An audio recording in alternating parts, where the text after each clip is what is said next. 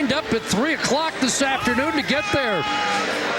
Replica Grey Cup rings for the Grey Cup rematch. And Argo home opener, it's the Stampeders and Argonauts on a Saturday night at BMO. Start number 70 for Bo Levi Mitchell. He's won 57 of those games and has an incredible 8-0 record against the Toronto Argonauts. He's up against Ricky Ray, so if he's playing Ray, that means Ray hasn't fared as well in the regular season. Ray, in his last 6, has not found a way to beat Calgary unless it's a Grey Cup championship. He's 2-0 against the Stamps there.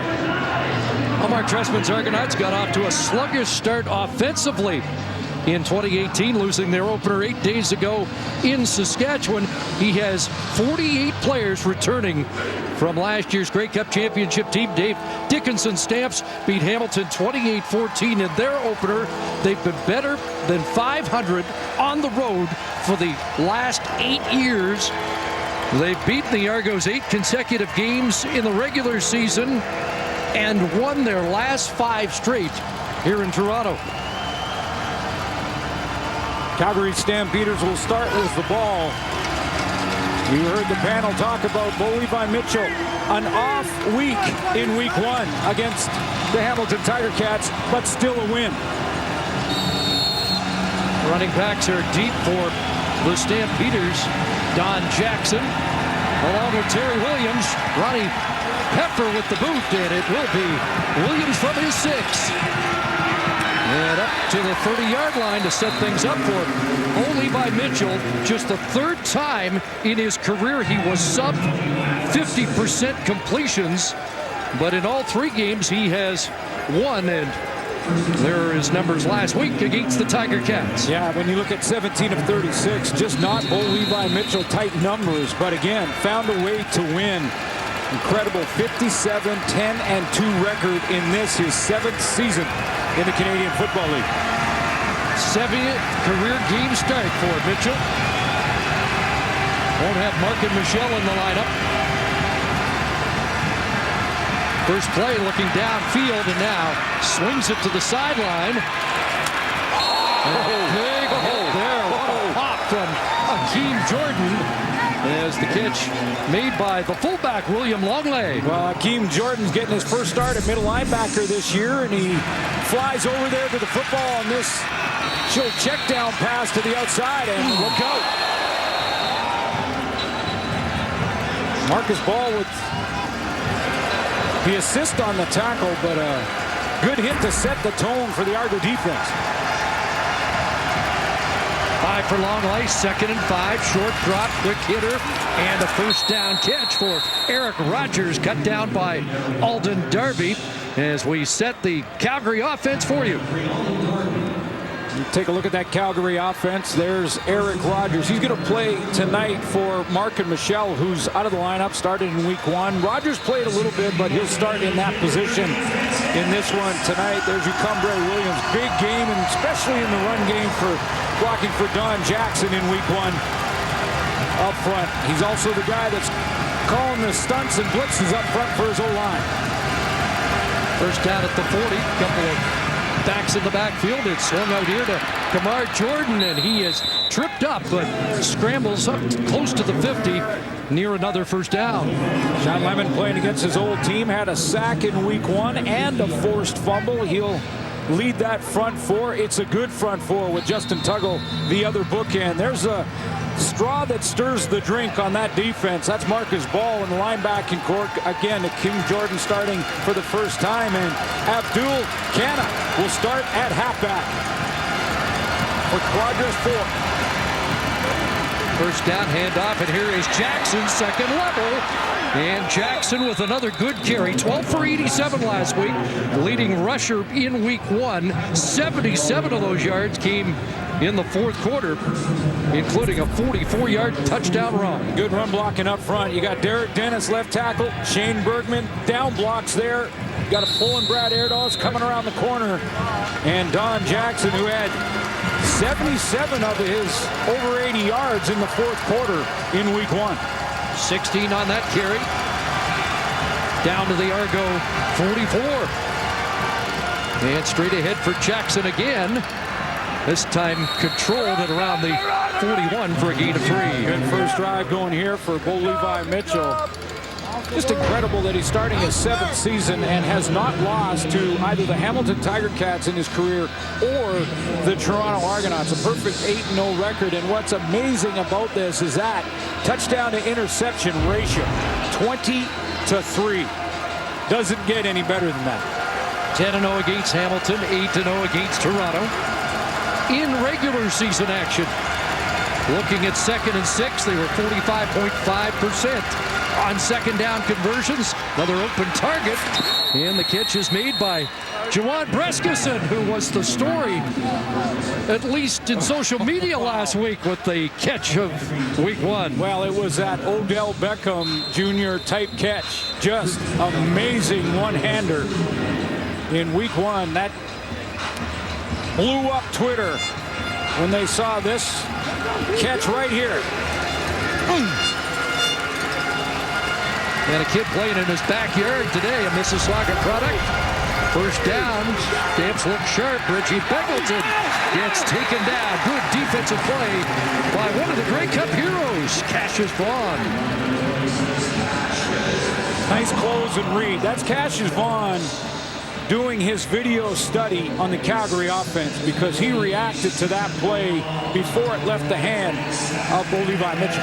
You know, the one question we didn't really address last week, Suits, Calgary's got so many weapons, but who is the security blanket without Markway McDaniel? That's something that probably will evolve for Dave Dickinson's offense this year. Maybe Eric Rogers. 2nd and long. Got some time over the middle. And the catch is not made. Breskison cannot reel it in.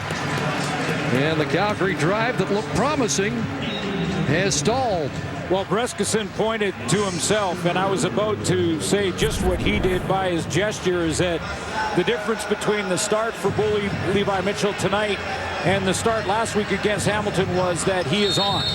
He is accurate, was on that drive. He had to throw it to that hole because of the way the defense played and expected Breskison to get there. He didn't. They're both 5 for 6 in the opening drive. 5 different targets. And Rennie Paredes, who was 4 for 4 last week, hits his longest so far this year from 42 yards out. And Calgary's on the board. Just over 5 minutes in. Stamps by a field goal. Ricky Ray and the Argos offense coming up when we return.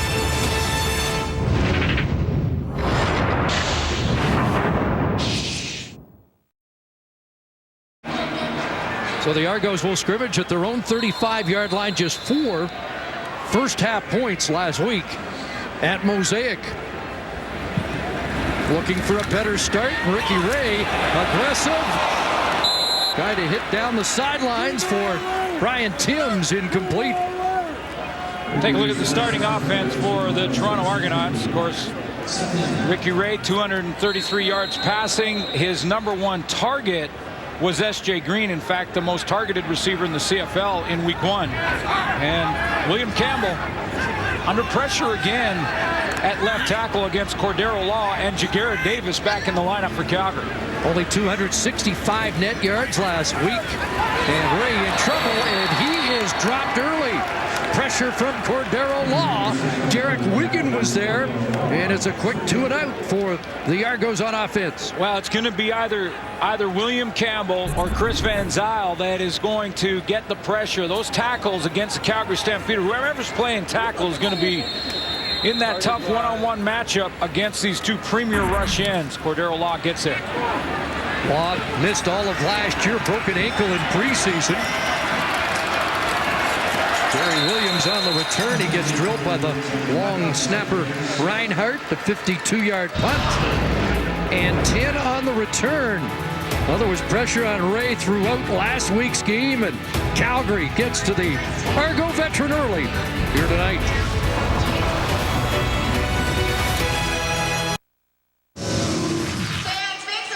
Two for 20 tonight already, and Don Jackson caught our eye last week, and this was the big run to clinch things against the Tiger Cats. Yeah, I mentioned the 77 yards in the fourth quarter when Ticats needed the ball back to try and make their comeback.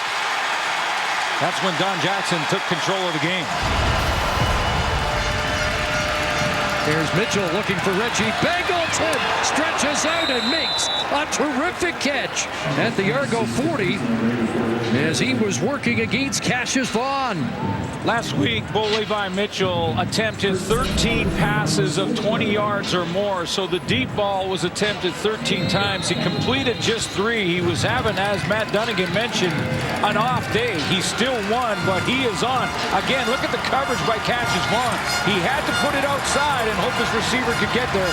Bangleton got there. Yeah, that 23% on passes over 20 yards, the lowest of any quarterback in the opening week, but he's got this one to Daniels, touchdown. The Notre Dame product hits the end zone, and just like that, Calgary has a 2-score lead. His accuracy is there tonight.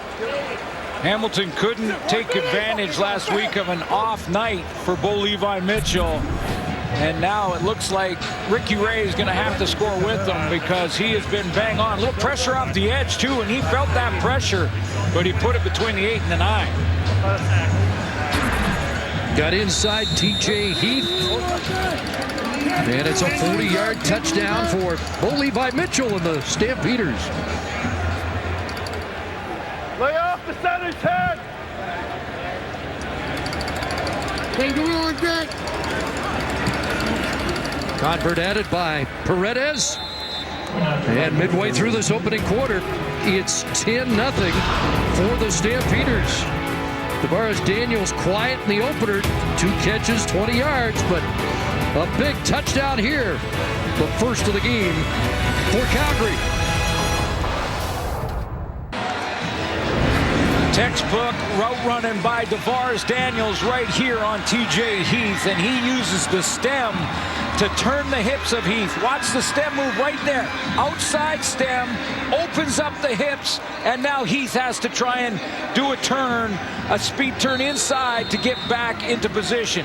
As soon as he loses inside leverage, Tavares Daniels makes it an easy throw for Bo Levi Mitchell. Great route running from 89. I don't know who you thought I was. Didn't take long. 2 plays, 70 yards. In a minute 12, and the Argos in a hole in their home opener. Martez Jackson up across the 35 and still going. Extra yards after contact to the 49-yard line to try and kickstart the Argos. Well, he never got tackled. He just ran out of room. Broken tackle there. Broke another one in the pile, another one there. That's the 3rd. Great balance. And then again, broke that one, just ran out of space, ran out of real estate. Mentioned just 265 for the Argos net offense last week. Only once last year were they held to fewer, and that was against Calgary. James Wilder Jr.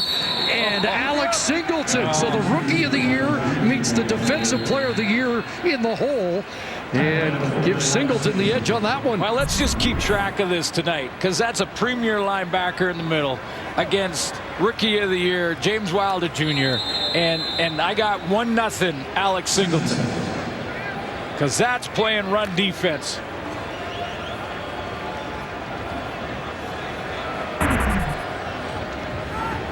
Singleton with 8 tackles last week. 2nd and 7. Wilder out of the backfield and unable to hang on with Singleton in coverage. Boy, he had outside leverage too. He hangs on to that one. It might have been 1-1.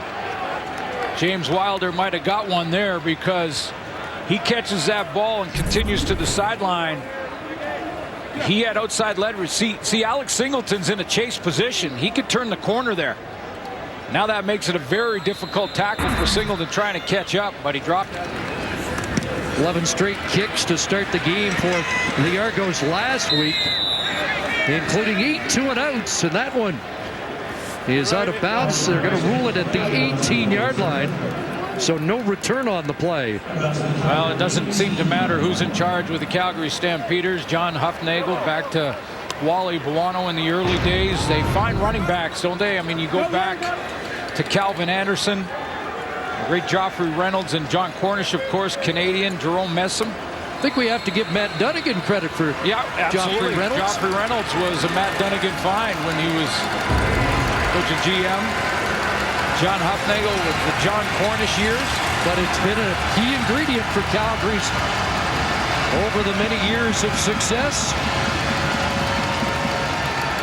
Right back inside. I saw a good article about Don Jackson when he was in his draft year. Terry Williams on that carry, and he will spot for Jackson at times. Yeah, absolutely. They did again in week 1. I saw one with Don Jackson, and he said in this interview with one of the scouts from the NFL, he said, if I were to describe my own running style, it'd be that I run angry, but I also run smart. Angry and smart, quite the combination. Williams 7 for 33 last week. Begelton on the slant, and Reggie Begelton's got another Calgary first down. This is a different looking offense than we saw against Hamilton last week. Well, just pick your poison. It's tough to double team. I mean, who do you double team? Begelton, a couple good catches last week. Prescott with that great one-hander. Tavares Daniels, we've already seen his touchdown catch, and Eric Rogers right around the corner. And only by Mitchell 8 for 9 and a drop here so far. A touchdown pass, and it again is Terry Williams with a good run up around the 49-yard line, close to 9 for Williams. Williams was the favorite in this head-to-head competition for the starting running back job going into camp. Didn't do anything wrong, but Jackson just did a lot of things a little bit better. Yeah, absolutely. And it looks like game plan-wise, Dave Dickinson is attacking the defensive left side if you're looking at it from Calgary's perspective. 2nd and 1, and that's Nick Arbuckle in short yardage. Of course, Andrew Buckley has retired, headed to med school. We wish him well. And Arbuckle handles short yardage here in the opening quarter. Yeah, it just seems to me, Chris, that Dave Dickinson right now, if he's going to run the ball, it's been to that left side. Derek Dennis is playing against Sean Lemon, so a matchup that we can watch closely here. Sean Lemon is a premier pass rusher, already has a sack in this one tonight. But clearly the strategy for Dickinson is go ahead and run at him and make him a run stop. First down, they swing it to the far side, and Lamar Jordan's got it. And crosses midfield back into Argo territory.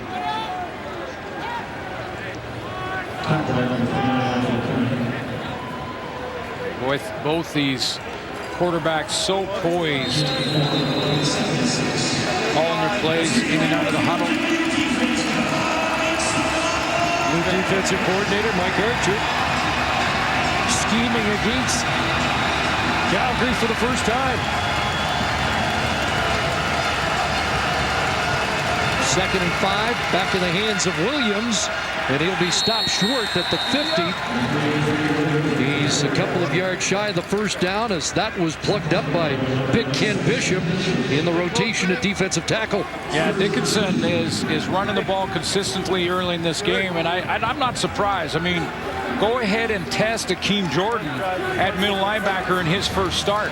Still no Bear Woods. He's still out due to injury. He's the leader in that defense, not available at this point.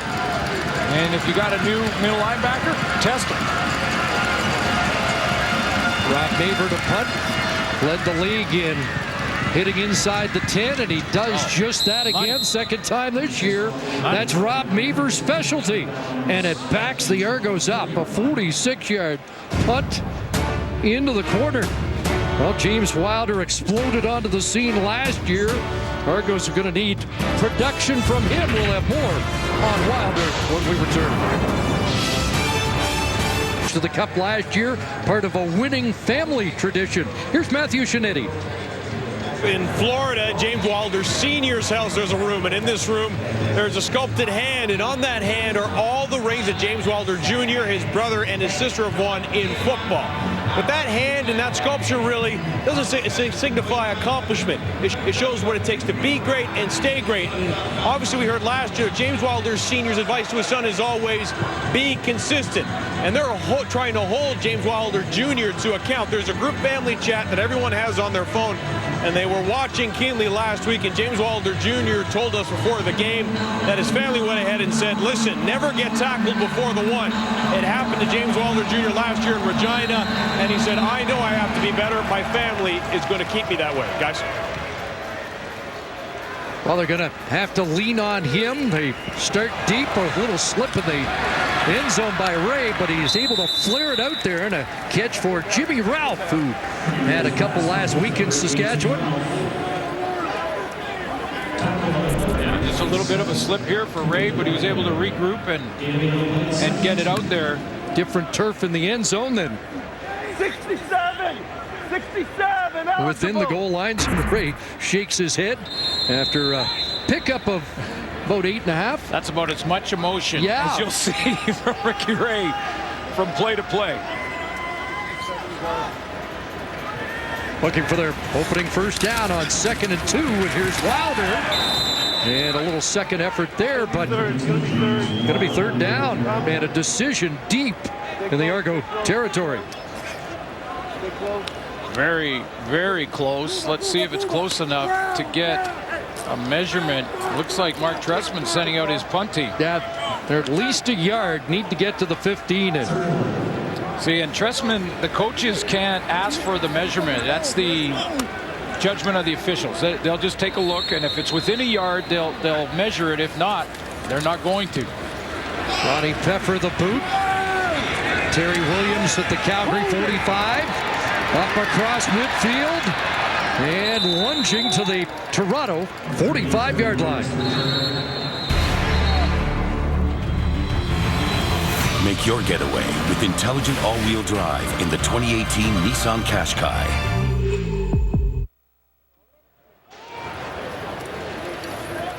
Well, they had to come back last year and use big plays, one on defense, to do just that. But the Argos right now are down by 10, and Calgary's got terrific field position. And Matt Black, again, one of the defensive stars who made the final big interception off Bo Levi Mitchell's been shaken up on that cover team.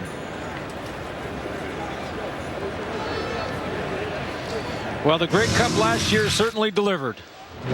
These two teams put on a show.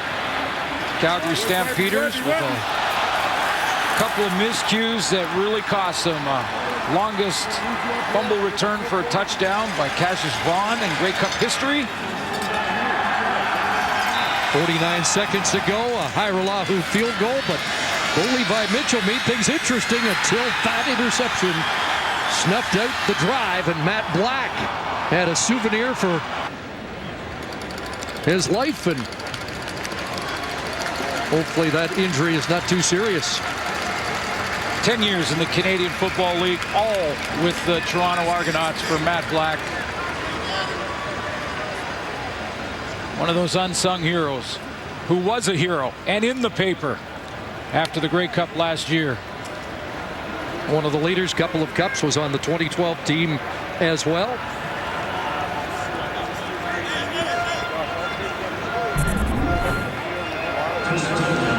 Take a look at the injury. You'll see what happened to him. He's up there engaged, getting blocked, trying to fight it off, and another Calgary Stampeder rolls on that right leg. Like Singleton might have been pushed into his legs. But Calgary starts in the Argo 45-yard line, already up by 10. And Mitchell has another open target. Tavares Daniels with another catch. He had 11 in the Grey Cup game for 113. Had a 2-point convert in the game, and the Notre Dame star continuing that hot hand here tonight. Well, he works off Eric Rogers, so they work in tandem. Rogers with the deeper route down the field. That pulls some secondary coverage with him, and then Tavares Daniels breaks on the out underneath it. Rookie of the year in 2016. Registered his 100th career catch. last week against the Ticats. First down. And it's in the hands of Longley, and he is, or excuse me, Terry Williams, and flags come down on what would have been the final play of the quarter. Not sure what the penalty was.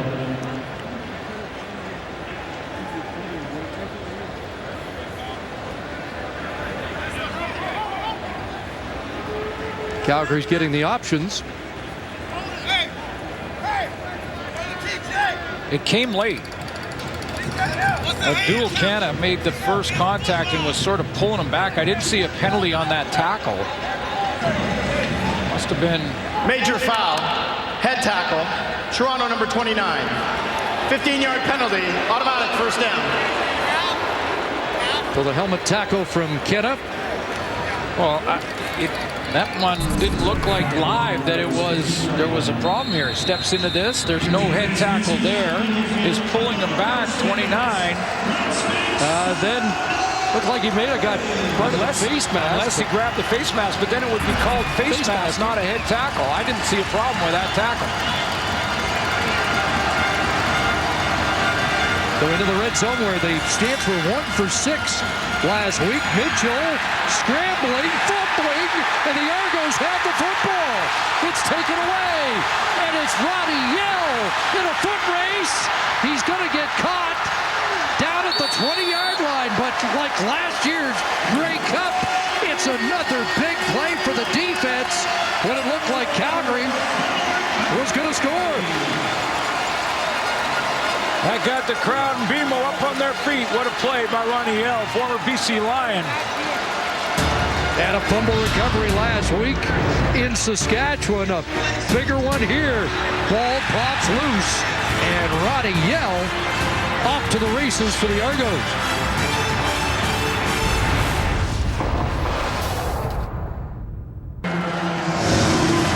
Dominant opening quarter for the Calgary Stampeders, yet the final play may change the momentum of this game. Argos were looking to be better early on offense. That wasn't the case. No, they're not, and not able to get James Wilder Jr. going in the run game either. Not one first down for Ricky Ray. A lot of numbers on the left side of that column and not many on the right. So maybe this fumble return by Ronnie Yell will turn things around. But until that fumble, an impressive opening 15 minutes for Bo Levi Mitchell, who was on target. 77 yards on the return. It was Beltre from the backside that strips him. Former Stampeder. And Kamar Jordan did not give up on the play. He's going to make Ricky Ray put it in the end zone. So just like that, Argos in the red zone. James Wilder Jr. Not much. Alex Singleton's slamming the door in his face so far. Well, he's getting help up front because the D-line are right now eating up the blocks up front. Look at these guys up front. There's Singleton, number 49. But if your D-line can eat up the blocks, your linebackers just sit there and he just scrapes to the ball now. Finds his hole, scrapes to the ball, makes the tackle. James Wilder, 3 for 6, just 16 yards on 5 carries last week. Waggles out of the backfield, 4 receivers near side, slinging it to Martese Jackson, and he is nailed at the 13-yard line. Siante Evans steps up and stops Jackson short of a first down. Well, for young football players watching, Ronnie Yell scoops up that fumble, and it looked like he was gone for the touchdown. Kamar Jordan did not quit on the play.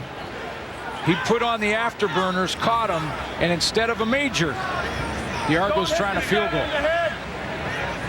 So here's Peffer from 20 yards. A problem here, and Jimmy Ralph scrambling, trying to make something of it.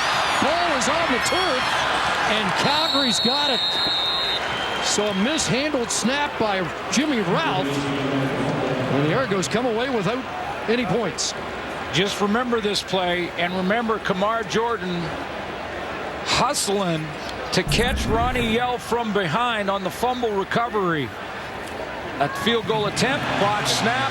The Argos come away with no points. Had Kamar Jordan decided to gear it down on that play, it's 6 points at least for the Argos. Forced fumble by Ciante Evans. Essa Marabere ends up with the football. And Calgary takes over at their 24-yard line. Keep hustling.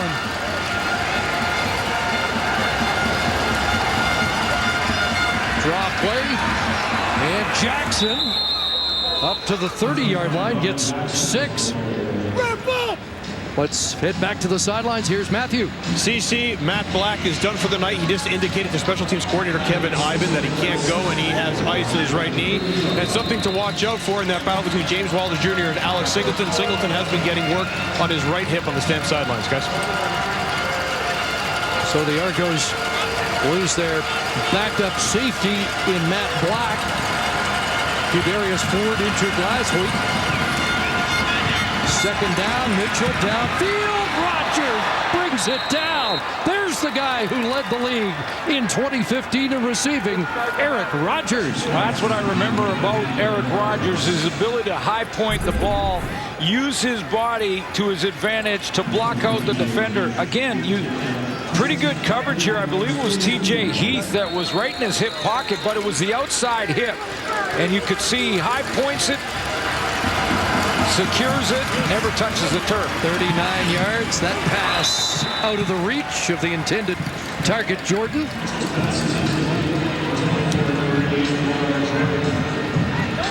But just the second incompletion toss by Mitchell. Now 12 of 14. Boy, defensively, it's when he's throwing in rhythm like that, it's so difficult to get pressure on him. I wouldn't be surprised to see the Argos maybe go to some three-man pressure and just try to get more guys in coverage. Last year, his quarterback rating against the Argos, 120.6, best against any team. Second attempt, has another strike, has another first down. Tavares Daniels is tossed down by Alden Darby. The other thing that the Argos may be able to do to try and disrupt the rhythm is, rather than have Alden Darby play off and cushion like that as a defensive back, might have to get up and play press coverage. Now, you know, again, pick your poison. You play press coverage on Tavares Daniels, Kamar Jordan, watch out. They're going to try and get in behind you. Daniels, 3 catches, 65 yards and a touchdown already. First down just outside the 30. It's Jackson shifting gears left side, following the blocks. And close to another first down. See, for Jackson, Chris, that looked like a smart run. He likes the two. I want to run angry, and I want to run smart. And that one was a smart run.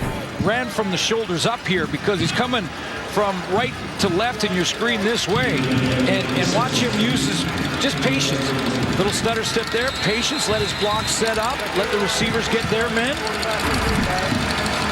Feeling in the tackle. How about the pulling center with Alfred Williams? Clearing a path for 8, 2nd and 2. About a yard and a half, so Arbuckle is in. And Arbuckle follows in behind Shane Bergman, the 6-year veteran left guard, and that offensive line is plowing big holes right now. Shane Bergman, Derek Dennis, I pointed him out a few times already. It's that left side. 13th first down. Derek Dennis was 6 yards down the field in that short yardage play, driving his man. Argos without a first down, and Calgary with the football. Back in the red zone. 1 for 7 on the year. Into the end zone, Eric Rogers, touchdown! Eric Rogers up against Abdul Ketup, and Calgary extends the lead. You said it off the top, that completion percentage last week for Bull Levi Mitchell. You knew he wasn't going to have that kind of night again, that he was going to get that passing arm calibrated, get that accuracy back, and boy, has he been on tonight. That ball was thrown exactly where he wanted to put it. Outside shoulder with inside leverage on the coverage. And let Eric Rogers make the adjustment.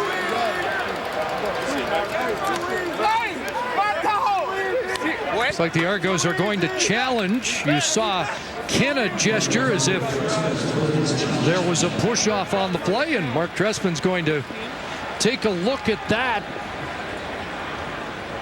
Well, last week he had a chance on a Nick Marshall interception return. Toronto is challenging that there was offensive pass interference on the play. We'll review the play. He didn't challenge there. He's quick to challenge tonight. The play under review. This is what they're looking at. Was it before that or not? We'll have the verdict when we come back.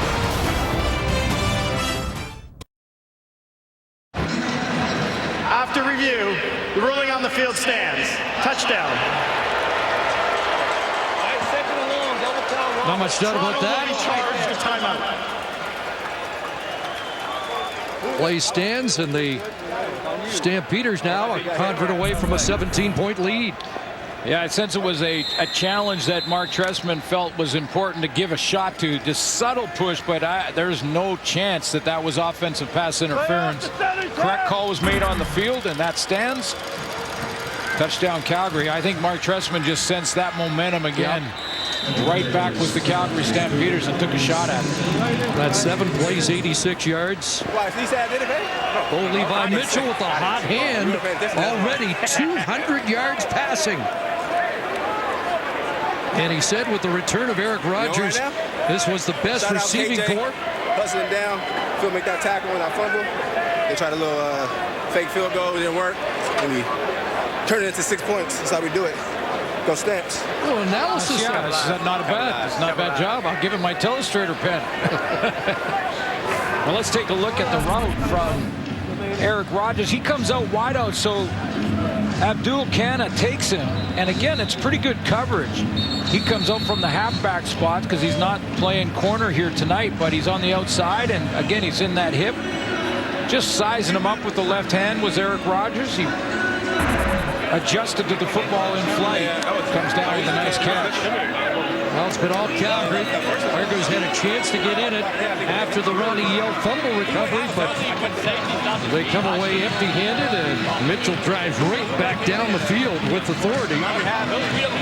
And he's answered my question. He doesn't need one security blanket. He's got 4 or 5. He's got a few targets, doesn't he?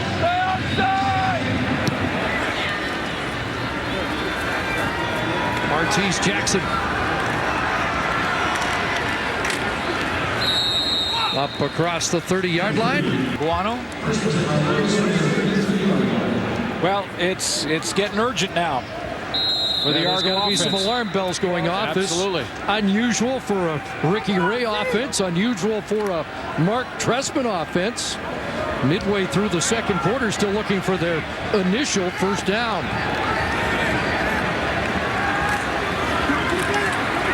Little time, but nobody open. Rolling, Wilder. Malik Harris on the scene, and James Wilder at the 40-yard line has 7. To me, that's the key, and I'm not sure how the Argos are going to try and find a way to do it. James Wilder Jr. has got to get involved in this offense. Wasn't last week, really. Had just 5 carries for 16 yards. He made 4 catches for 68, but we're used to seeing almost double that in touch department for James Wilder Jr. You know, when he's run the ball here tonight, Alex Singleton has been right there to stop him. Last year, 8.1 yards per touch for James Wilder. Second and short. Jimmy Ralph has the catch. And there's the initial first down, and it was nearly intercepted. Adam Berger. Yeah, we didn't get to this. Jamar Wall was injured in week 1, not available, and Berger is taking over for him, the backup safety to Tunde Adeleke. Now, Berger has got a couple of starts in his career at the safety position. Been an outstanding special teams player for the Calgary Stampeders. Last year for Ottawa for 1 year. Boy, almost had one there. Like that ball was tipped. Ralph hung on for the initial first down. And another completion here. S.J. Green has his first catch. 5 for 51 in the season opener in Saskatchewan. That was a late ad, by the way, to get Adam Berger in there to start at that strong side linebacker position. It's really the cover position, so he'll take that 3 receiver out if Calgary goes to a man look, a man-to-man defense look, which could create a matchup with the backup safety in Berger against S.J. Green. Just the 3rd career start at first at that Sam linebacker spot. 5 receivers set. Wilder stayed in, and on 2nd down, catch is made. Malcolm Williams has his first grab of the season, and he gets a good spot for a 1st down.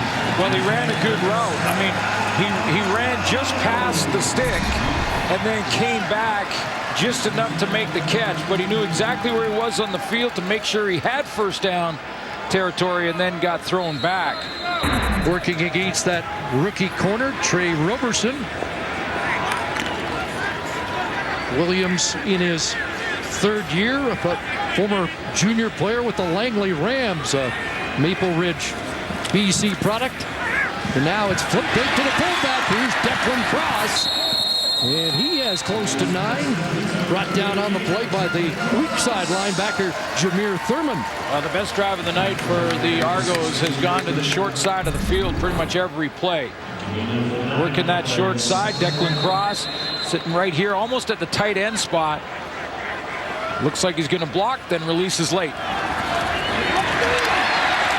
now James Robert Jr. That's the guy who lit it up last year. There he goes.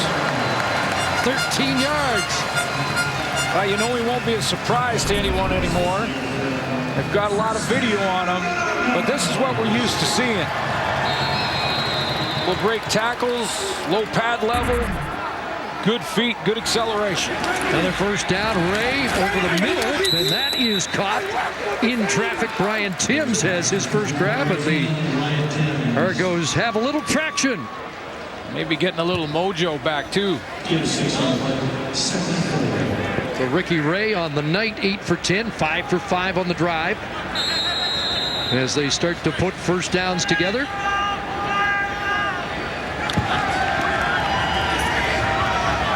Again, 4 points last week in the opening half against Saskatchewan. Dug themselves too big a hole. Out of his hands quickly again, and that's another 1st down as GWJ steps out of bounds past the 1st down stick. Boy, it's a dual threat. Catch the ball on that out real well. I mean, Ricky Ray knows that the coverage is coming from inside out from Jameer Thurman, and he's got a ways to go from that inside linebacker spot, so he leads his tail back to the sideline.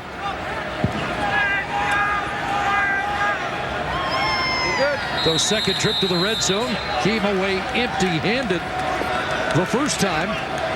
3 receivers to the near side. Now they all waggle to the wide side of the field. Ray looking that way, and now just swings it out too high for the intended target, Jackson.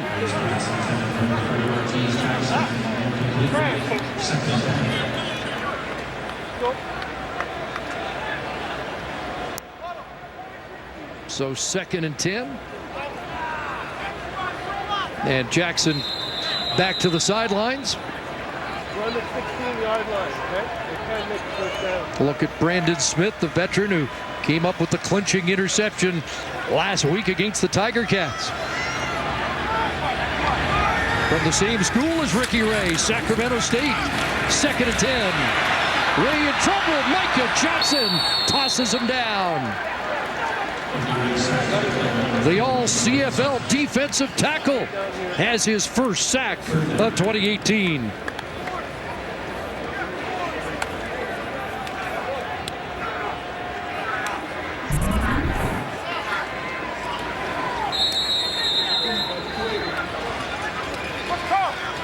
Let's take a look.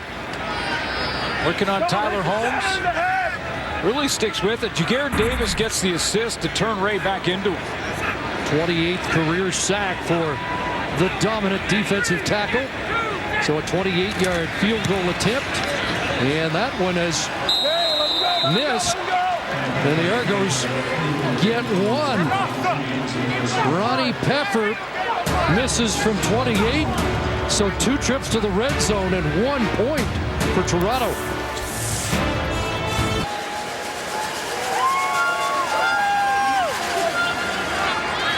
Been a lopsided week of scores so far. Argos hope that trend does not continue tonight, but they're down by 16. Dropped off here for Don Jackson.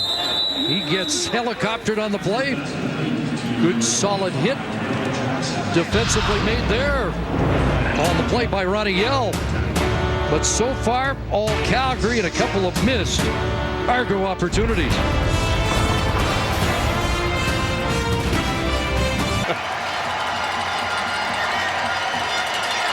Stiegel and T.O. in 2018. Here's Jackson again, twisting and turning for a first down. And gets up a little angry. Yeah, I would call that the angry side.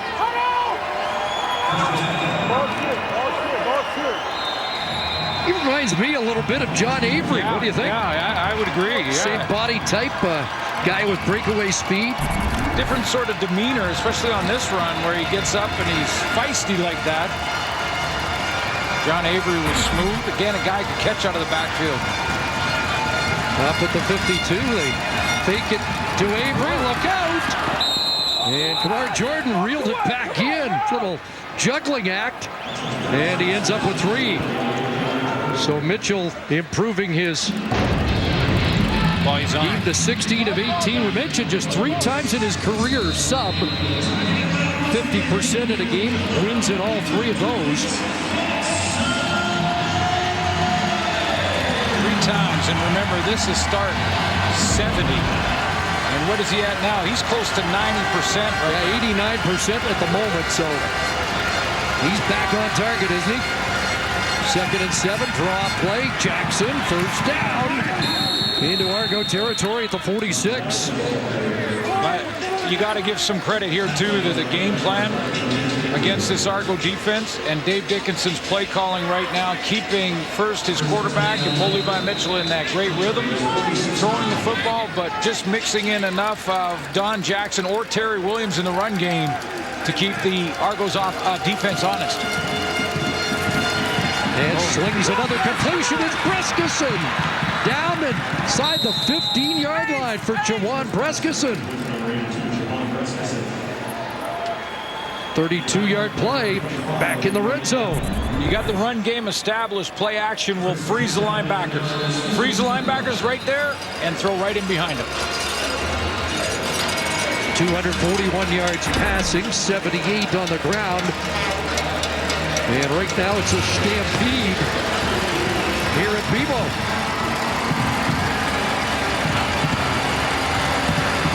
First down at the 15.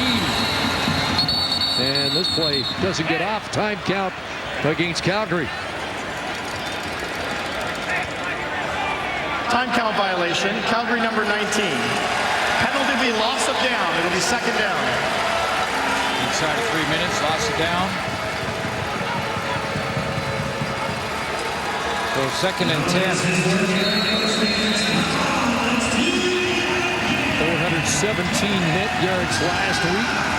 Last week, their issue, the Calgary Stampeders, even though they won, was red zone production. In fact, you could go back to last year and say that was something they could improve on, red zone production. 1 for 2 coming in. Right, last year. 1 for 6 in the opener. In trouble here, but spins away. And Mitchell hits the deck at the 11. He'll be short of the first down, but showing you that he is a little quicker and more elusive this season. That drops some weight.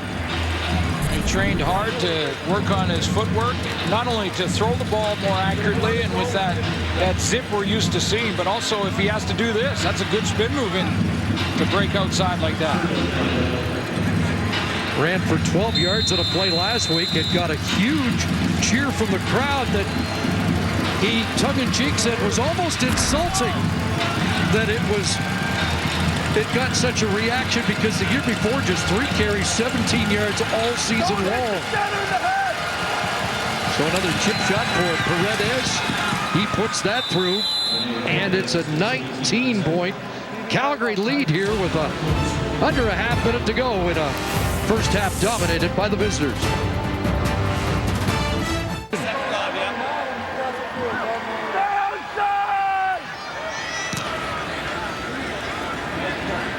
Martese Jackson, late stages first half, looking for a big return, but Jameer Thurman has other ideas.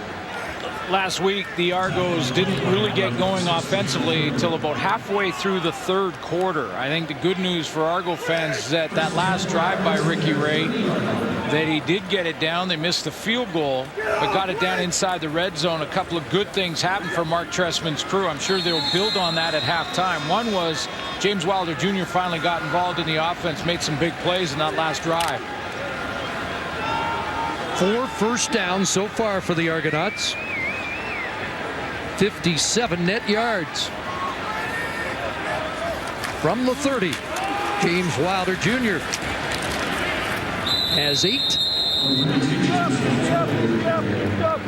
Also Matthew Shinetti telling us from the sideline that they were looking at the hip of Alex Singleton, so we'll watch him again. He's played every defensive series and is out there again for this last one of the half. And I don't see him really favoring it.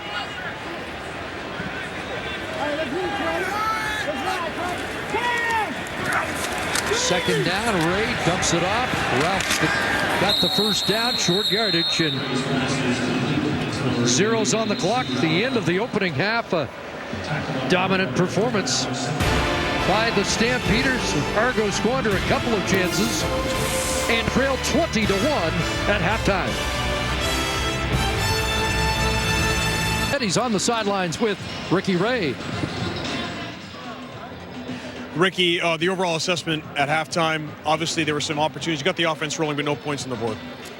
Yeah, I mean, we just gotta calm down, relax, and come out and just play hard. And you know, the first half, we just didn't get things going very good. And you know, we just talked about calming down, focusing on what we got to do, and come out here and just play hard in the second half. So how key is that first series then? Yeah, I mean, every series is going to be important here in the second half. Thanks, Ricky. Thank you. Well, 19-point deficit. A game somewhat reminiscent to the first game ever at BMO. Expectations high, new stadium. Ticats come in and roll to an easy victory. Mark Trestman has 30 minutes to change that script.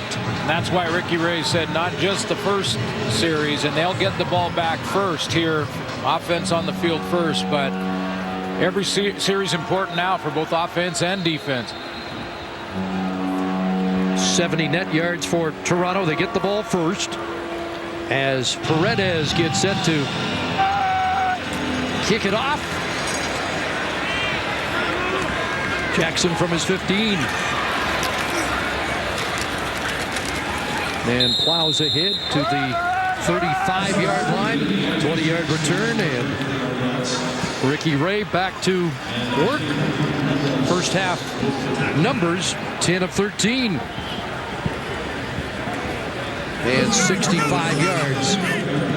But S.J. Green not utilizing that first half.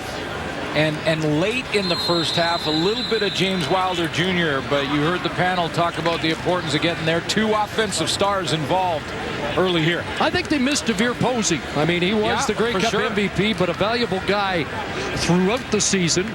For sure, Chris, and this is a good start, good yardage on first down, but, you know, I'll tell you, it can't be Milt Stegall if he's running a 5-flat 40 these days. Because did they do that electronically or with a sundial? I think they that was there's 4-5, 4-7, and forever. I hate to say it, but Milt, what happened?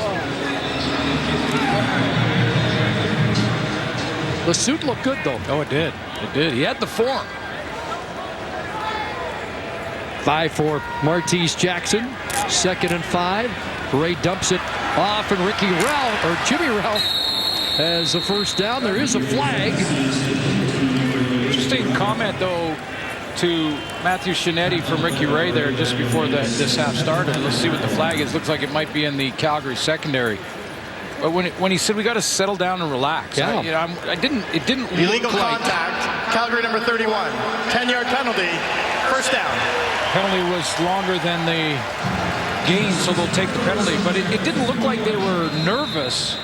in that first half. It just looked like a couple of miscues here and there, and give credit to the Calgary defense. Strange to hear that too from a veteran group. Yeah. I mean, S.J. Green's been around for a long time. Ricky Ray, it's basically the starting offense from last year's Grey Cup champs. Declan Cross has the catch. Brandon Smith trying to hold him up. And the ball came out. Calgary arguing they last touched it, but it's Argo football around midfield. Last week, Mark Trestman said to us that all through training camp, because they were Grey Cup champions, he was looking for entitlement. He was looking for any sort of sign that would show that they were sort of living off last year's Grey Cup win, and he couldn't find it at all. But that's gone away now because they lost week 1. I love that comment because he said, I looked for it. I looked for lint and couldn't find it. Second down, crosser caught. That's Tim's the catch. He's going to be a yard short of the first down. Tempting here because it's right in that bubble area where it's a little long for a field goal attempt. And I don't know if you got a choice, do you? Well, how short is it? I mean, third and a yard, and it is a full yard. Out comes the big team. James Franklin. Boy, James Franklin in relief last week. Very limited duty, but scored a touchdown on short yardage and threw for a touchdown in short yardage. Going away from Micah Johnson. Needs one here and didn't get much of a surge. I don't know. Didn't get much, and now they try and push him ahead. And unless they get a generous spot, it's going to be a turnover on downs, and Micah Johnson in the middle of it again.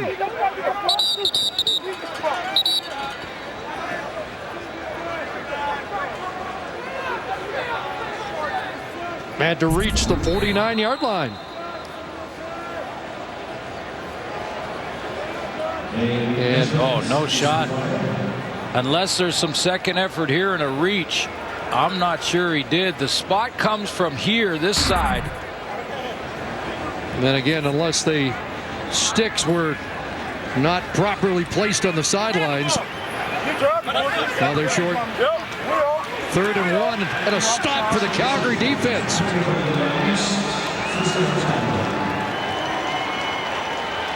And Micah Johnson in their ear, and he helps make the defensive play, and the chirping continues as they unpile.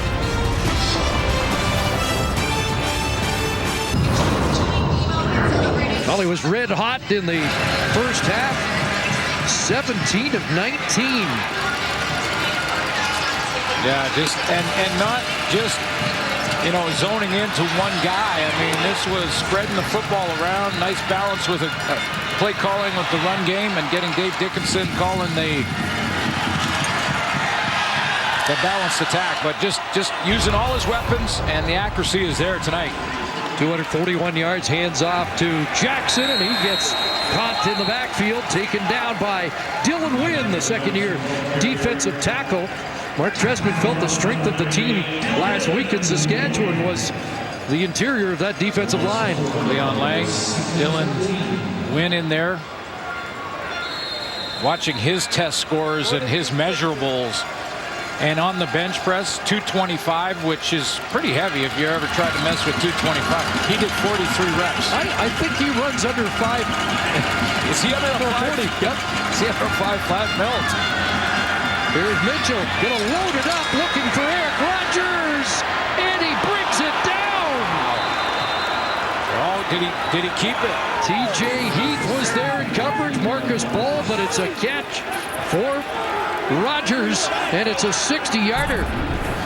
Again, outside here, and this is that halftime interview with Eric Rogers was revealing, saying that not only is the knee that he got operated on not quite right yet, but the other one, because he's overcompensating, has been bothering him as well. So he's playing through that pain.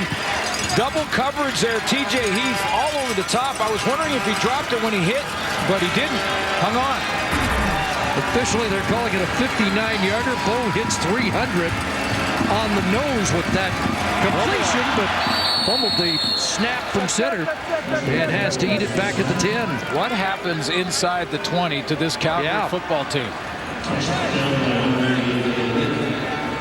Last in the league last year. 1 for 5 in week 1 in the red zone.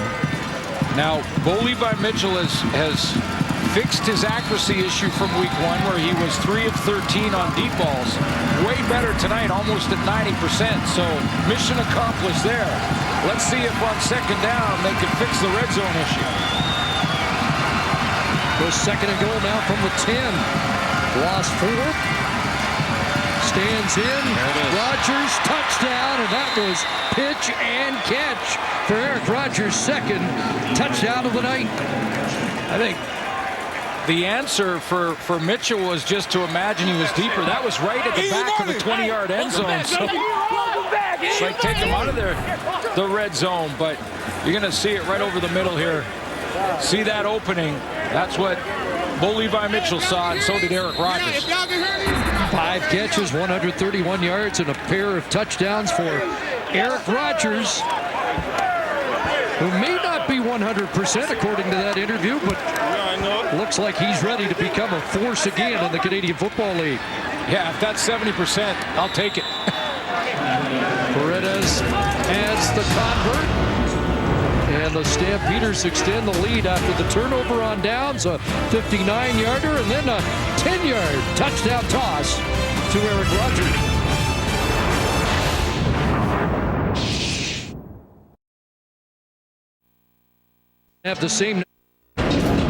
Doesn't have the same number as he did in 2015, but he might put up the same numbers as he did in 2015 based on the way he's playing tonight. With more on Eric Rodgers, here's Matthew Shinetti. CC and Suits, you often talk about how complicated this Stampeders offense is, and Bo Levi Mitchell reiterated that to us before the game. Because he said that because he's marveled at how Eric Rodgers has come in and essentially picked up where he left off. Yes, some of the nuances are different. Some of the routes might be different. Some of the calls might be different. But Bo is saying that, yes, it's only going to be reps for Eric Rodgers. All he needs is time. But he's seen immediately in the meeting room, in the film room, that Rodgers is recognizing the things that he did in 2015. It's made it really hand to glove for him coming back. And Bo says, just watch him as the year goes on, guys. Just watch him tonight. Oh, yeah. I mean, saw the numbers from his big season where he led the CFL. He's having a big night tonight. Well over 100 yards already. He's had a long reception, over 50 yards tonight, which is longer than his longest in his big year. By the way, penalty against Calgary on that return. The Argos take the penalty. And Calgary has the ball at the 5, so no single on the play. Long field for the Stamps. Here's Jackson finding room off the left side. Look out! Foot race! And a sprint between Gabriel and Jackson, and Gabriel stuck with him to bump him out inside the Toronto 35-yard line, but it's a 70-yard run ripped off by Don Jackson. He's got another gear, and he just showed us that fourth gear. We haven't seen that burst when he gets to the spot, and another big block by Derek Dennis at left tackle. He seals the edge, and then that jump cut to the outside. There's the burst through the hole to get Jermaine Gabriel in a chase, and then didn't want to go out of bounds. I love that. Argos were number 1 against the run last year. Terry Williams slicing through. They got a combination here. Calgary Stampeders. Don Jackson gets a breather on the bench, and Terry Williams gets a big block up front, and he says, oh, hey, I can take the rock when the guys up front are opening holes like this. Look at that. One-on-one there. Khalil Bass is in trouble. Too much space on either side of him. 17 for Williams. Another Stamp first down. Now Mitchell steps up. He throws and is complete at the 5. Beggleton the catch. Jordan the catch in front of Jermaine Gabriel. When you're in a rhythm and it's just rolling for you, I bet both Henry Burris and Matt Dunnigan will tell you, when you just feel like you can make any throw you want. This is a dangerous throw for Bo Levi Mitchell, but when you're throwing in the rhythm he's throwing in, the confidence he's throwing in tonight, just lets it go against the flow, back into the middle, into coverage, and got the completion. Handed off back to Jackson. He started it. Unable to finish the drive here as he's brought down at the 1-yard line. Marcus Ball was there.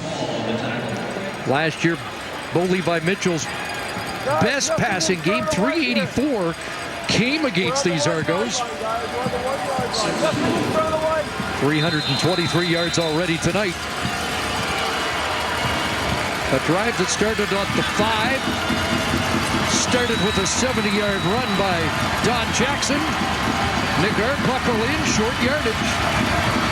Right side, flag down. Touchdown signal from Ben Major.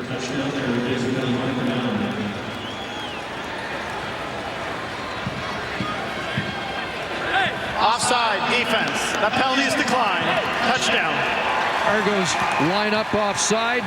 5 plays, 105 yards, and another Calgary touchdown. Well, there's 1 foot right there. And there's 1 foot right there. That's why we didn't get a number. It was just... And you heard the official say, we're lining it up on the 1.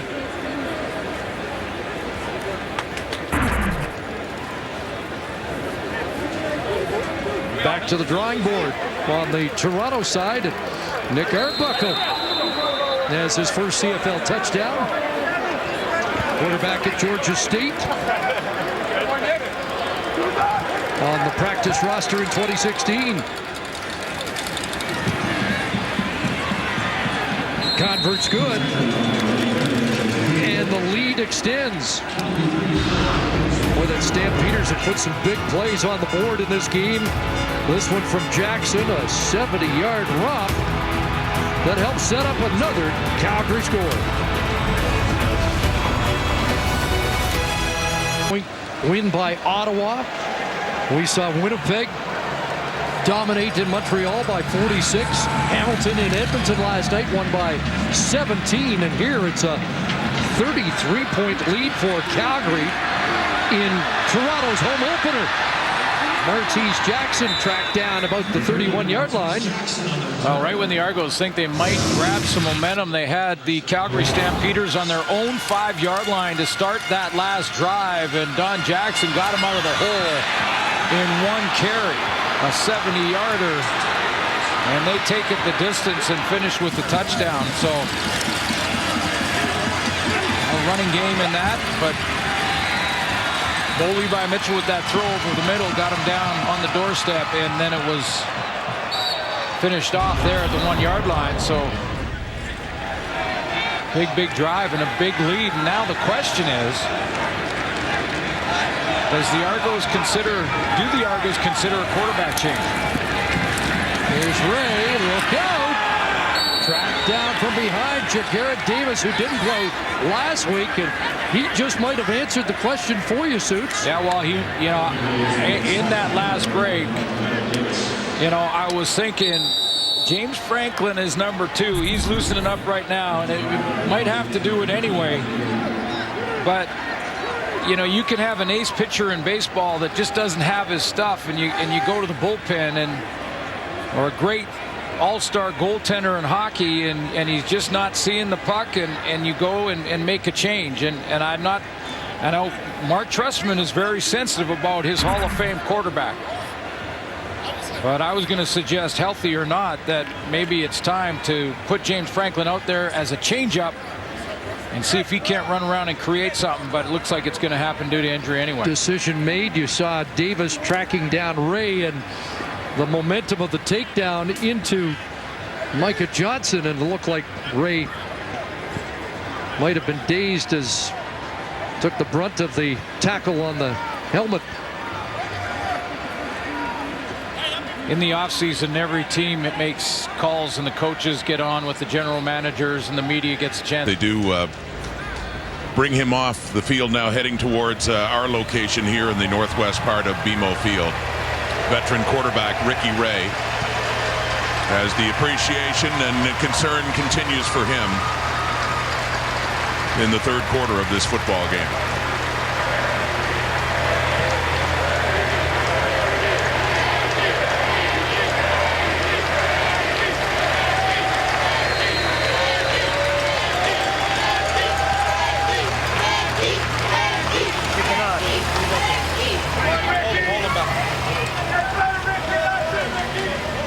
Back up to Chris and Glenn, CC. Okay, Rod, back to the game. James Franklin is in, as you mentioned. And it will be tough, as the guys have outlined, for everybody to continue on. And we'll try. Number one, our best wishes for this to not be as serious as it looks. And I think the guys are right. I mean, often this is for precautionary measures, and make sure that they do everything they can to stabilize them. We'll try and get as many updates as we can throughout the rest of this game. Saw him moving his hands, his legs, and you know, it's amazing to me how many times it just doesn't look like that big a hit. It's just how it can be an awkward position, and he was tackled from behind, and then just awkward position on the hit from Jagarrett Davis from behind to run into his own player. But we'll try and update you as quickly as we can on Ricky Ray's condition, and James Franklin will take over from here. So when Ricky was put on the cart, the first guy over to pat him was Jagarrett Davis. A completion here to Armonte Edwards. Well, obviously not the circumstances that anybody wanted to see James Franklin get thrown in here, but interesting to see what he can do in this offense after being acquired in the offseason.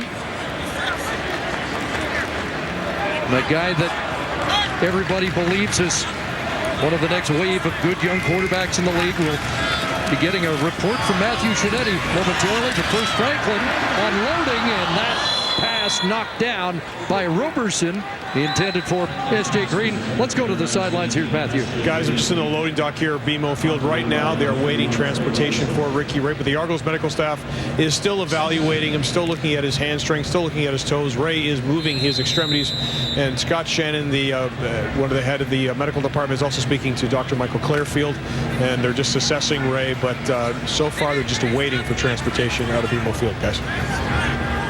Matthew will have updates as warranted. Second down, Franklin. He's got S.J. Green. Green can't hang on. And the punt team will come on for Toronto. Rod? Yeah, when Ricky was being taken off the field right by our area here, I unplugged and I leaned over the railing and I yelled to him. I said, Ricky, I said, we're all praying for you. And he looked right in the eye, and he raised his hand and waved to me. And I just thought that was the best thing that could happen is moving his hands. So I think that's just important to understand. Good sign. Here's Terry Williams. And Williams is going to run away from everybody. Terry Williams, touchdown Calgary. 101 yards for Terry Williams, and another Calgary touchdown.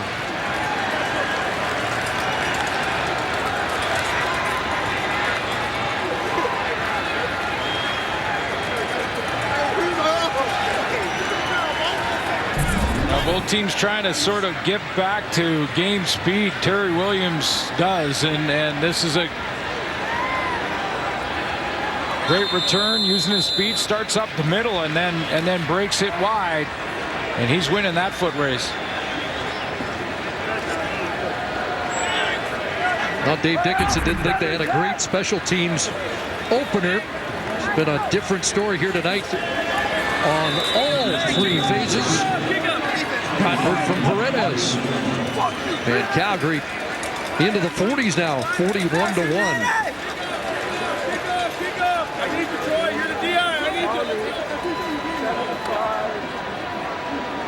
One of the questions in Calgary coming into the season was who was going to replace Roy Finch in the return game.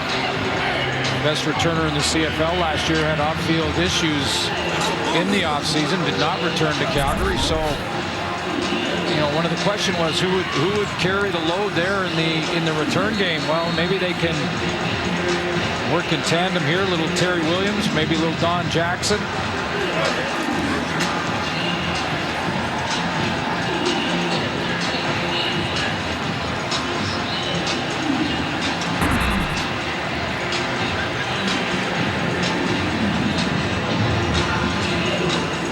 his ability on special teams might have been one of the deciding factors in him not winning the starting running back job.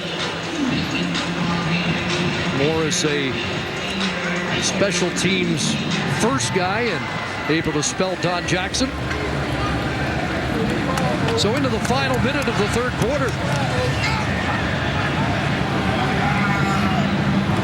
And Ortiz Jackson got crossed up with Levi Noel. And he's going to be dropped inside the 15-yard line. Charlie Power down first. Skyscraper, starring Dwayne Johnson, in theaters July 13th.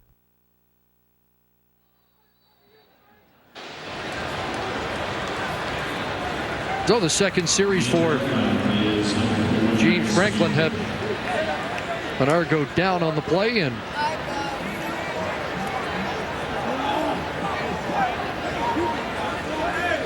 both teams played down the Grey Cup rematch element of this night. And for the Argos, last November really seems like a long time ago now. Yeah, and it does. I mean, it goes without saying that tonight has been a tough one. No home opener for this football team, but it's early in the season, and James Franklin gets a whole quarter here to, I know you don't want to see it this way, it's a whole quarter to get the keys to this offense and see what he can do.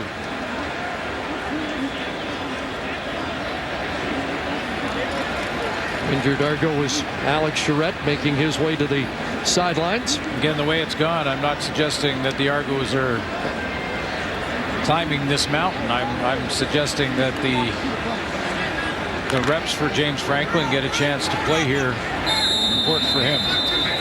Interesting to see if we'll see McLeod, Bethel, Thompson as well. The number 3 on the depth chart, although Mark Trestman said it was basically a toss-up between those two who continue to battle for the backup job. Franklin gets listed second as the short yardage man, but a chance to maybe consolidate that position on the depth chart. You can see McLeod, Bethel, Thompson there just listening to the play calls from Mark Trestman in his headset, and then visualizing how he's going to try and execute the play. I mean, this is what they do when they're not in there. Final play of the quarter, they screen it to Wilder. Gets brought down around the 23-yard line. Tackle on the play by Derek Wigan on the final play of the third quarter. 41-1 Stamps. End of the quarter, Tommy, end of the quarter. Tonight would have been the first time in league history that 8 teams had wins after week 2. That's not going to happen. No, it's not. And I guess now the question is, how long does Bo Levi Mitchell play in this fourth quarter? James Franklin will get reps. But again, I want to echo what the panel said, and what we've thought up here is that we wish the best for Ricky Ray. I'm going to choose to think positively. I think we all should, that it was precautionary. And as Matty said, he was moving his hands. We'll try and get updates on Ricky Ray's condition from Matthew Shinetti when they're available. Every situation is different. I did mention Jermaine Gabriel. We were all concerned a couple of years ago for him. He's returned to action in the game now. And as you mentioned, and it looks like Nick Arbuckle might be coming in. Does a play like that impact Dave Dickinson's decision on when to turn to his backup tonight? Franklin slings it out. He's got Brian Timms in the flat. And Timms out at the 35. First down. It's a great discussion, Chris, because I'm quite often really surprised that coaches hold on. I know it's the CFL, and in the CFL you can score quickly. I've seen inside of 2 minutes, three majors scored by a team. So I think sometimes coaches are a little concerned of that miraculous comeback. But I see quite often a starter staying out there in these blowouts for way longer than it feels comfortable to do so. I thought in this case the argument might be they're still scuffling on offense, and let's give him time to get reps to get this offense going. But right now they have no answers for this swarming Calgary defense.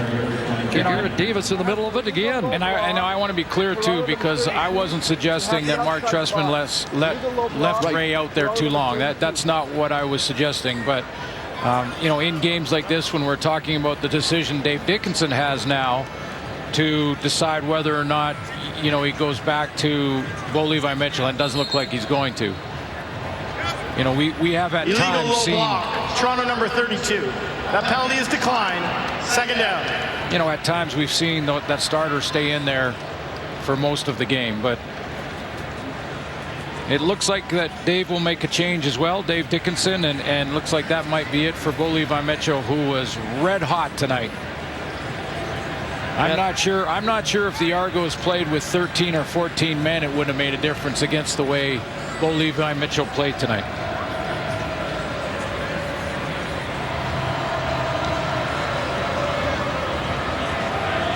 Adam Berger making his way to the sideline, shaken up.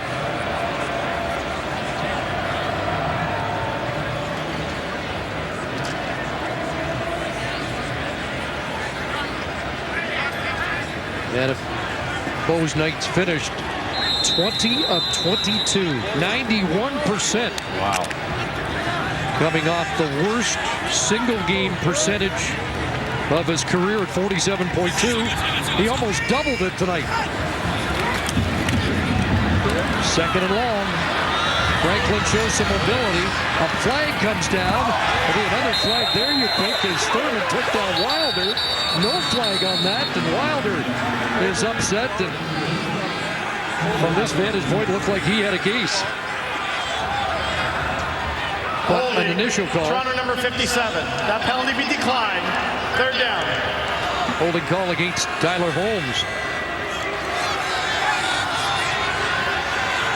Let's take a look at the end of the play and see if Wilder had a case. Yep. Yeah, he did.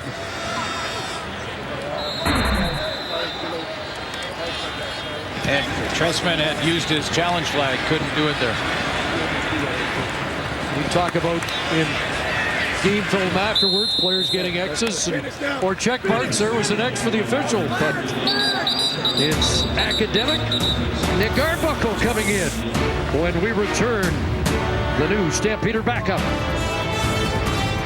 So let's see what kind of game Nick Arbuckle has. Hands it off to Terry Williams inside. Mention Arbuckle of Georgia State. Second year now with Calgary. Interesting story. All Sun Belt Conference. He broke a ton of records in that conference, Georgia State, but only 2 years there. He started a junior college in California and really turned the program around. One of those deals where you start out with a sort of a one-win season. Your quarterback has changed. Arbuckle came in, changed it around. They win championships, and then he went to Georgia State, did the same thing. 28 touchdowns in those 2 seasons, passing for Arbuckle, and he gets wrapped up. Cleon Lang will fire him to the turf. Second sack of the season for Cleon Lang. When you're on the wrong end of a score like this, even when you make a play, it's not quite as fun.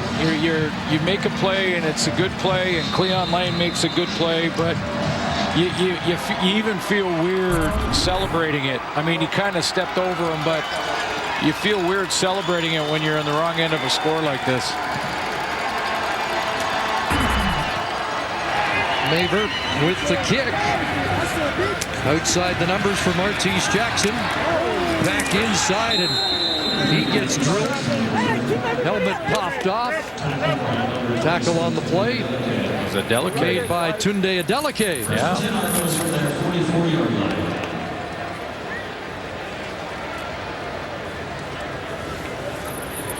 Well, I'm going to put myself on the list of football fans in this country that are excited about the future of James Franklin when he has had his limited times playing, whether it was in Edmonton the last few years or here in the preseason with Toronto. He's shown that he has the potential to be, like you said earlier, Chris, just one of those sort of future next great quarterbacks in the league. One of the next guys. Yeah. Came into the season, 13 touchdown passes, 1 interception in limited duty in the Canadian Football League. Like we saw from Chris Streveler last night in just his second start for the Winnipeg Blue Bombers, it's a guy who immediately gets on the field and looks like he fits in. It's not bigger than he can handle. And as you well know, that doesn't happen very often. No, it doesn't. Second and short. Again, they have contained James Wilder Jr. in this game. 9th carry for him. You know, it doesn't happen very often, and not only that, in fact, it doesn't happen with Heisman Trophy winners or guys with huge college resumes from some of the biggest schools in the U.S. It's still a huge step, and it doesn't happen very often. So when you get these guys, people are excited to see him. 3rd and 2, they convert. S.J. Green's got the catch. Brought down by Malik Harris, one of the number 2s in on the Calgary defense. You saw Riley Jones at middle linebacker for Alex Singleton, and Malik Harris now at middle linebacker with the tackle. Yeah, I don't think for a second this score, or really any of the scores we saw this weekend, are a real reflection of the teams on the wrong side of them. Sometimes these things get snowballing on you, and you just can't stop the snowball from rolling downhill. I mean, and it trickles through the whole team. You saw special team errors, offensive errors, defensive errors, busts. I don't remember the last time we had a week like this, or all 4 games for the most part. Last night, Hamilton-Edmonton game a little bit different.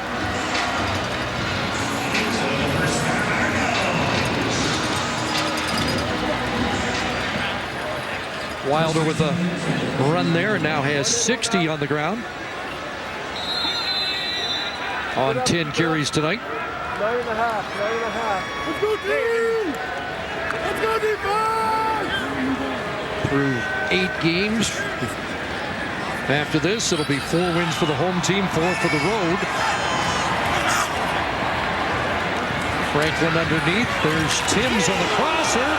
Ball comes loose, and it's still on the carpet. I think the Argos get it back. Second down!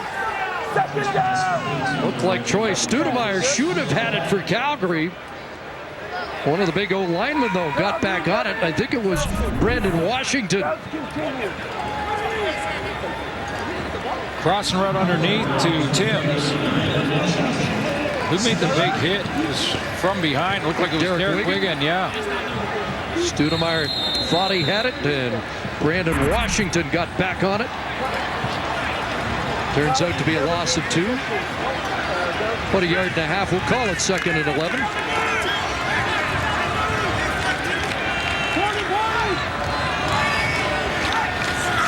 Argos have a bye. Probably a good time. Yes.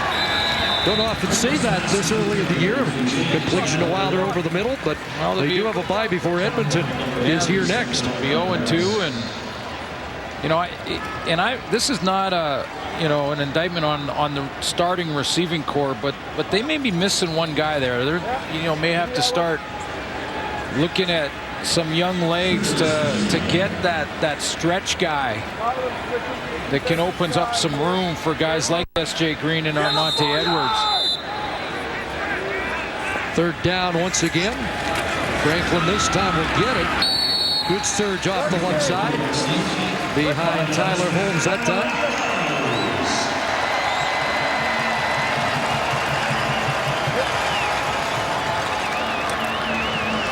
Are you all right? But some work to be done through the bye week for Mark Trestman. Looking for their first touchdown of the night. Didn't score until the 4th quarter last week against Saskatchewan. This the team with the 2nd most yards production last year in the league. First down. Franklin rolls out. Anybody open? He'll throw it away.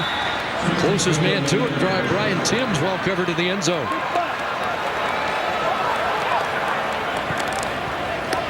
That's the other element that James Franklin brings to the table, is to be able to extend plays.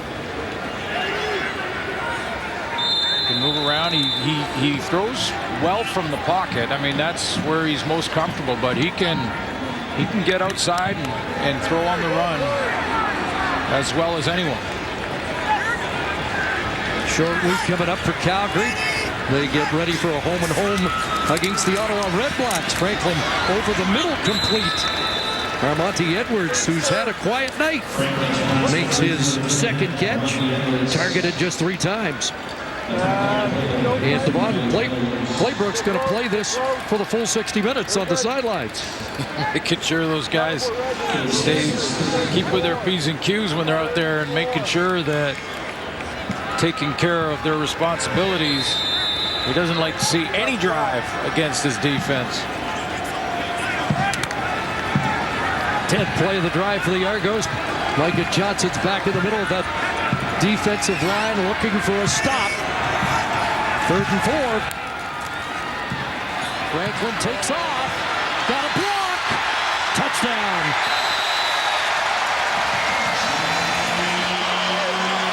Strong.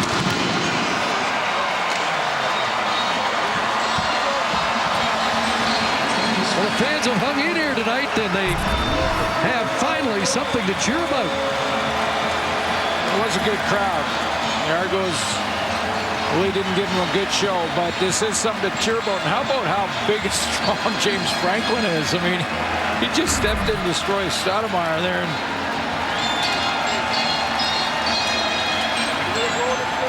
10-play drive, 66 yards in over 6 minutes. And so Franklin has his second touchdown of the season. You hate to put an asterisk beside it, but of course the Calgary defense will be playing differently up 41-1 when this drive began. So now they'll go for 2. Declan Cross off in a target. They go to S.J. Green, incomplete. And it's 41-7, just under 5.5 minutes to go as James Franklin engineers the Argos' first touchdown march of the night. MLS on TSN continues tomorrow as New York City FC faces off against Toronto FC. Catch it at 5 Eastern, 2 p.m. Pacific on TSN 4 and 5. A touchdown drive engineered by James Franklin. See if the Argos short kick here. Ronnie Pepper will kick it away.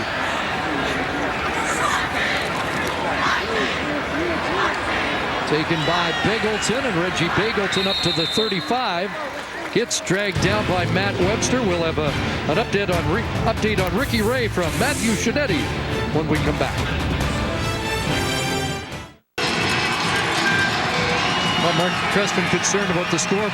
Probably more about his starting quarterback with more. Here's Matthew.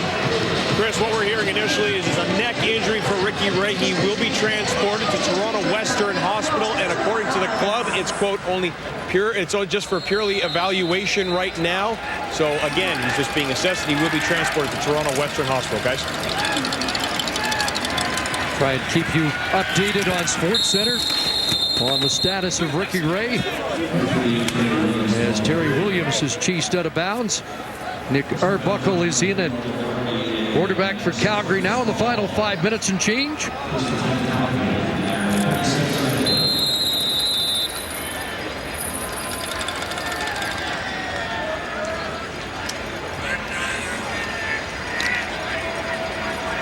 .184 rushing yards for Calgary tonight.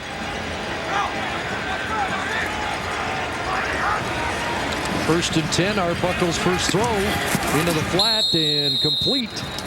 Arbuckle's the catch. Well, since 1960, here are the teams that have lost back-to-back. And the 2 Hamilton teams highlighted because on the 3rd try, they came back to win. And that's what Calgary's goal will be in 2018.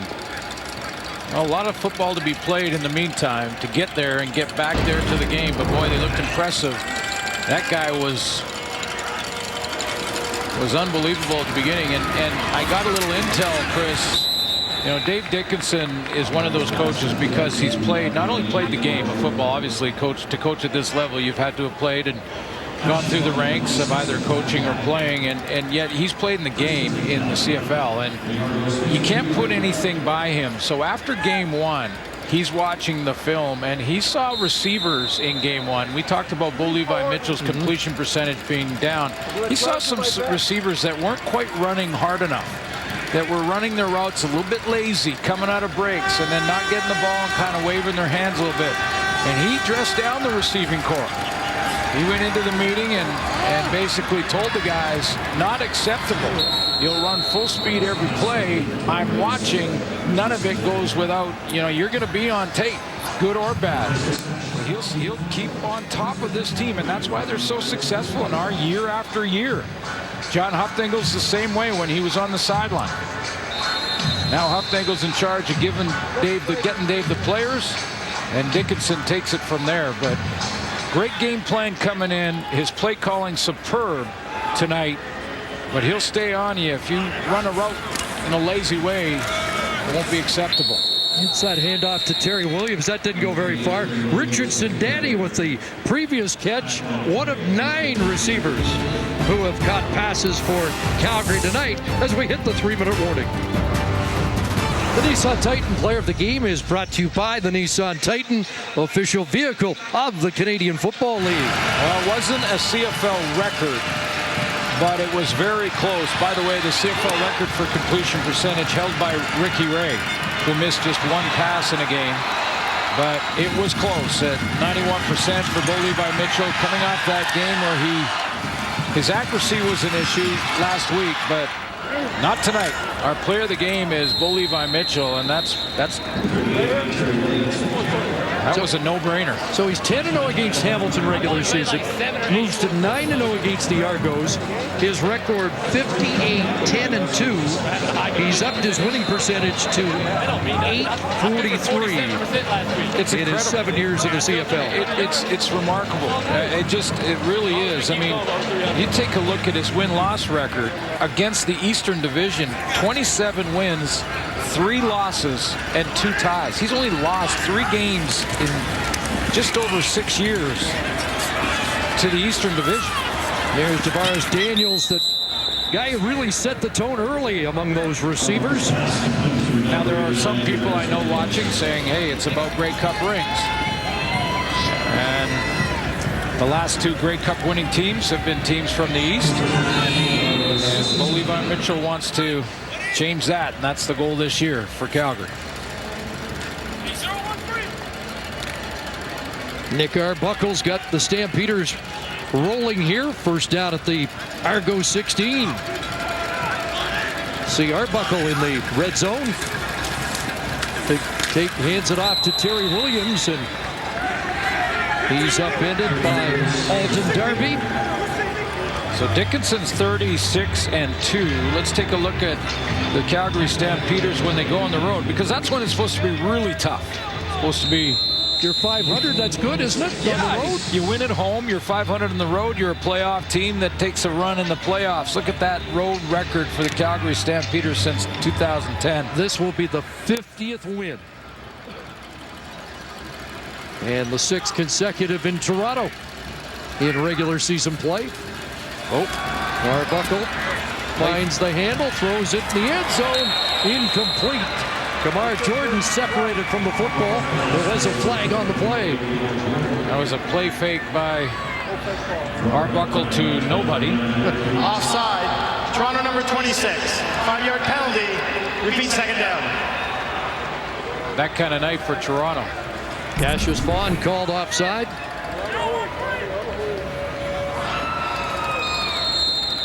And it looked like Abdul Kenem with the separator there to prevent the touchdown.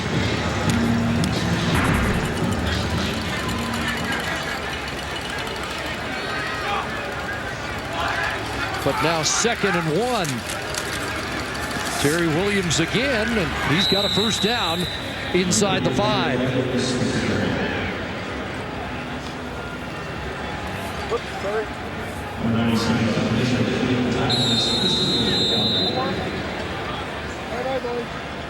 After that carry, over 200 rushing yards for Dave Dickinson's crew. 551 net yards on the night.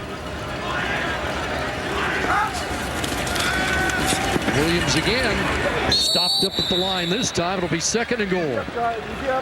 Take a look at week 3.